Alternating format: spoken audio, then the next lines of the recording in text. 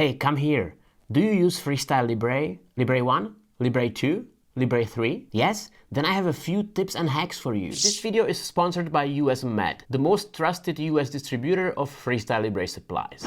So let's start with tip number 30. Pick the sensor insertion site on your upper arm really carefully, because I can imagine you want your sensor to stay on and you don't want to knock it off of the first door frames. The rule of thumb I use is that the less exposed the sensor is, the less likely I will bump it off. So I tend to place it on the inner back side of the upper arm, closer to my torso, where it is naturally more protected from any external objects, like seat belts, door handles, or stripes of your bra if you wear one. I usually don't, but just saying. Number 29, avoid hydrating soaps and hydrating lotions before you apply your next sensor. The more hydrated your skin is, the more difficult it is for the sensor adhesive to stick to your skin. And since you probably want this bad boy or this bad boy to stay on for the full 2 weeks, you better make sure that the adhesive sticks. Tip number 28 will be really helpful for you if you have hairy arms, like my friend Jeff here. He recommends shaving off your hair before you apply the next FreeStyle Libre sensor, because from his experience the hairs can get in the way. And again, it's something that could cause the sensor adhesive not sticking on really well and the sensor peeling off too early. Tip number 27, use an alcohol wipe to clean your skin before you apply a new sensor. Sure, that's obvious, Tom, everybody knows that. Well, that's actually not yet my tip. We use the alcohol wipe to wipe off any oily substances from our skin to allow the adhesive stick as best as it can. But if you wipe off your skin and apply the sensor right away, not allowing the liquid to dry off, the sensor might actually not stick that well. So my actual tip is use the alcohol wipe and let your skin dry off. Waiting 30 seconds after wiping off your skin is more than enough. And at this point your skin is in the best possible condition for perfect stickiness, if that's even a word. Now if you're already doing all these things and if you still struggle to keep the sensor on, I have 2 more things for you. Number 26, consider extra adhesive. I really like skin tag wipes. If you wipe your skin with one of these, it will create an additional sticky layer between your skin and the sensor adhesive. And your FreeStyle Libre sensor will stick even better. And number 25, consider an over patch. There are many third-party brands who make these extra patches. They come in different shapes and colors, so you can pick the color that best fits your outfit, if you care about that. I will put a link to a couple of my favorite patches in the show notes if you want to check them out. The next 2 tips are my absolute favorites, but there is still so many of you who don't do it, so check it out. Number 23 will be really helpful when you're about to peel off your old sensor after having it on for 2 weeks. And trust me, if you followed all the tips that I just gave you, the sensor will be stuck really well. To avoid any pain when trying to peel the sensor off, rub it with a baby oil or coconut oil. Let the sensor adhesive soak the oil for 5 to 10 minutes and then peel it off gently in one motion. It will go off very smoothly, you won't even feel it. I mean, any oil will work. You don't need to get fancy with coconut oil, but I really like how coconut oil smells.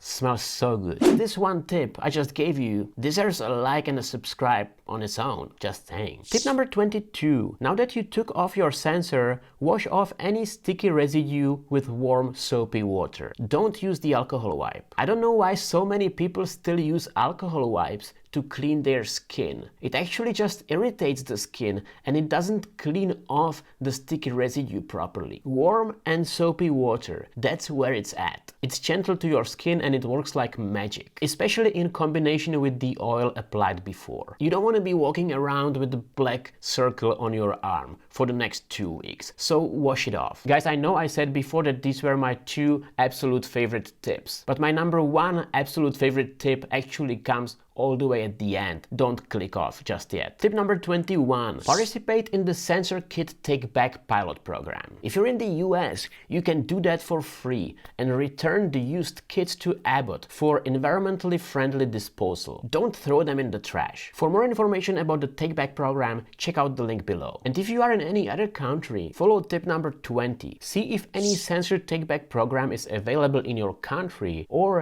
if you can take your sensors apart yourself, like I did in one of my previous videos, and recycle the individual parts according to your local regulations. The next series of tips will be really exciting because I will be showing you how to save some money, and it can be lots of money in the long run. Number 19, get a free sensor. Yeah, you heard me right. It's possible to get a sensor completely for free. You can get either FreeStyle Libre 2 or FreeStyle Libre 3 as part of the trial program in the US. Similar program is also available in the UK and Australia, and I assume it's available in other countries as well. So check it out if you're a new FreeStyle Libre user. I will put a link down below to the US program, so after watching this video, go check it out. Check out if you are eligible. Moving on to tip number 18. Make sure to get appropriate insurance coverage and choose the right insurance plan. Depending on which country you live in and what insurance you have, your FreeStyle Libre might be fully or partially covered by your insurance plan. But unfortunately, at the end of the day, it is up to you to make sure that you're getting everything that you are eligible for. If you are not quite sure what you are eligible for, then you might get easily screwed by your pharmacy, and that brings me to tip number 17. Use a reliable CGM distributor. Now, obviously, you don't have to go through a distributor.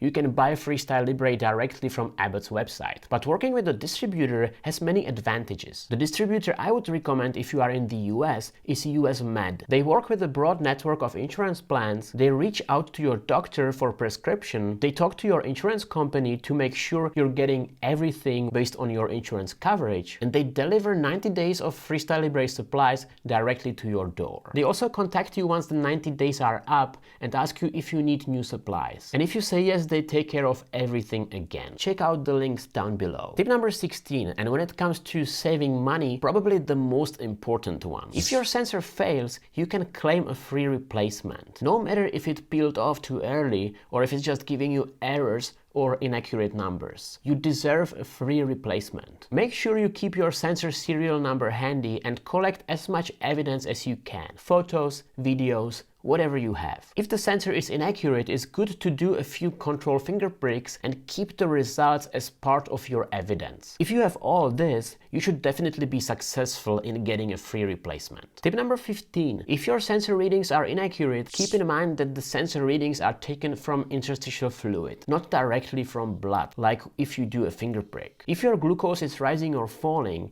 the sensor glucose is lagging behind your actual blood glucose, exactly as it is shown in this visual from Abbott. This is perfectly normal, and it doesn't mean that your sensor is faulty. The readings will probably even out once your blood sugar is more stable. But if it doesn't, you should also know that most of the CGM sensors are less accurate during the first 24 hours, as the body is getting used to foreign object inserted under your skin. What I do to improve the accuracy on day 1, and that's tip number 14, is that I apply a new FreeStyle Libre sensor 24 hours before the old sensor expires. I don't activate the new sensor, I don't take any readings from it, I just wear it for 24 hours. And once the old sensor expires, I will activate the new one. And because I allowed the initial 24 hours for the new sensor to settle, it will provide me with more accurate results right from the beginning. This method is sometimes referred to as pre-soaking, and if you ask me, it's a game changer. Tip number 13, another one that can help you improve accuracy. Don't lay on the sensor when you sleep, and don't put any rubber bands on it or anything that could expose the sensor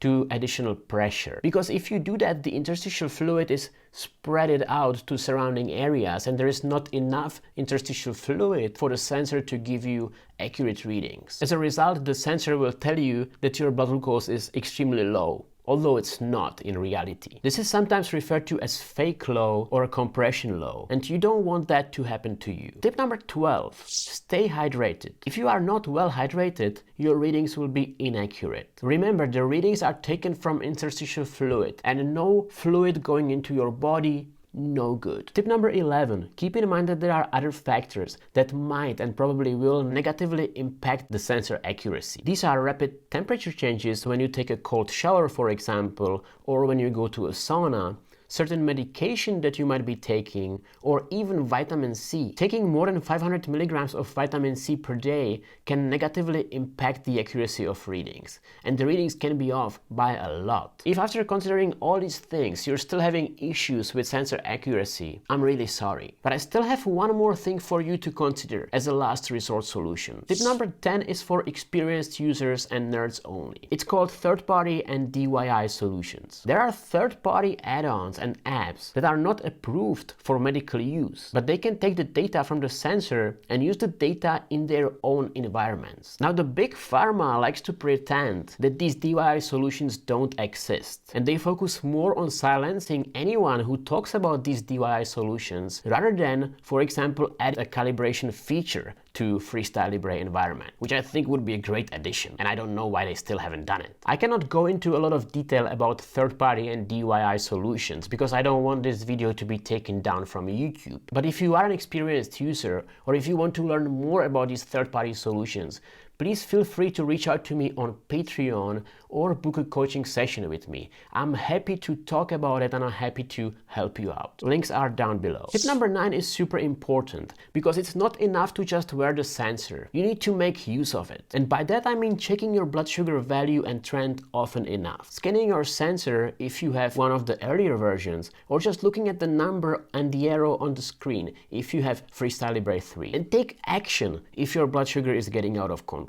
Now, tip number 8 is actually the exact opposite of number 9. I know. Sometimes I see my blood sugar spiking after I eat, and it's getting higher and higher every 5 minutes. And it's tempting to take an extra unit of insulin or two to stop that spike. But it's not always necessary or advisable because after a carby meal, it's natural that the blood sugar goes up. Most of the time, I see the blood sugar trend reverse in 30 to 40 minutes after I eat. That blood sugar starts going down because I calculated my insulin dose correctly for that meal. So tip number 8 is don't look at the numbers too often. Don't freak out, don't overreact, and don't rage bolus too early. Taking more insulin too early after a meal might be a mistake because I might get too aggressive, go to a very low blood sugar, I might get a hypoglycemia, and that's not what I want. Stay calm, don't panic, and make any adjustments rather slowly, especially if you're a new CGM user. Tip number 7, and one thing that can make you take action at the right time, are alarms. Set the alarms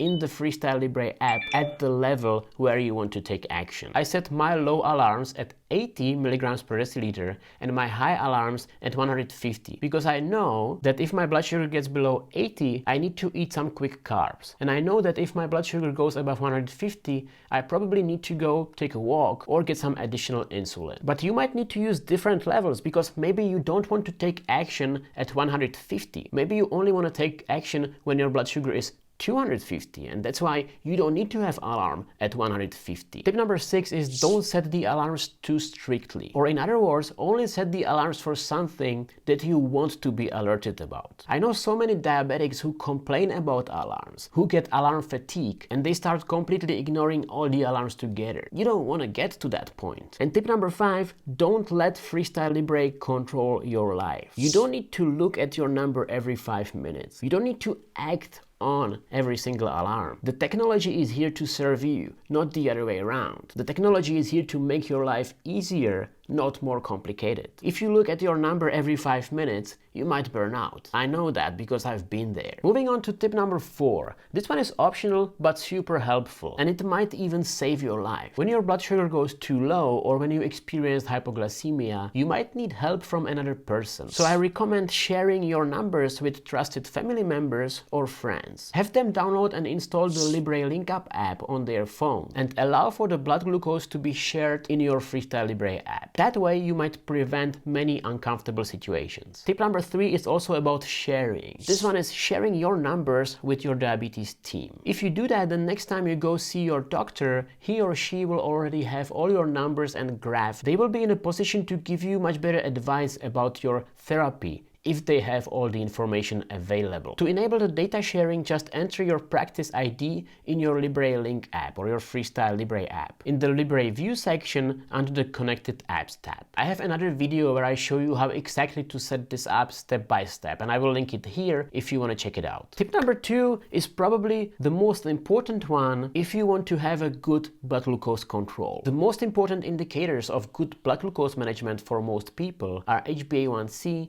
and time in range glucose. My current HbA1c is at 6% and my time in range is at 95%. These are pretty good numbers, but it hasn't always been like that. There was a long way to get there, and part of that way is my tip number 2. Analyze your data regularly, ideally on a weekly basis, and act on it. I realized that I get the best HbA1c and time in range results when I really go deep and analyze the information from my CGM. When I do that, I usually come up with slight changes to my insulin dose when needed. For example, I reduced my nighttime basal insulin just last week when looking at the numbers, because I saw that I'm constantly going too low at night. As a FreeStyle Libre user, you can use the Libre View app on your PC to go really deep into your numbers. But there are two tools that I like even more than Libre View. They're called Diascend and Glucose, because here I can view not only the data from my CGM, but also the data from my insulin pump. And that's a game changer. Now, before I get to my final tip, tip number 1, I want to acknowledge that if you had diabetes for 35 years like I have, it might be really easy for you to know what changes you would make when you're looking at your CGM data or your insulin pump data. You know what changes to make to improve your HbA1c and to improve your time in range. But if you were just diagnosed, or if you're going through some difficult time, it might be really challenging. It might be really tough. And if you feel you are at this tough spot right now, don't hesitate to join my community, because on Patreon you can talk with me via text messages one-on-one. I also offer diabetes coaching sessions, so if any of that sounds interesting to you, check out the links down below. Now, the most important tip that you have all been waiting for, tip number 1. Let me ask you, have you ever spotted someone wearing the FreeStyle Libre sensor on their arm? I see more and more people around me, especially in summer, wearing CGMs. And I never know, should I approach them? Should I go and say hi? Should I get awkward? I usually do say hi, and that's also my tip to you. Tip number 1, become active member of the Libre community. Engage in Libre spotting and talk to other diabetics if you feel like it. There are so many great and supportive people in the diabetes community, including all of you who are watching this channel. I want to thank you for all your support in the comment section. I really appreciate you. And by the way, I have a special tip for you. If you want to know how I lowered my insulin needs by 90%, check out this video here. It's not a joke. My insulin to carb ratio improved 10 times. So check out how I did that. Ciao.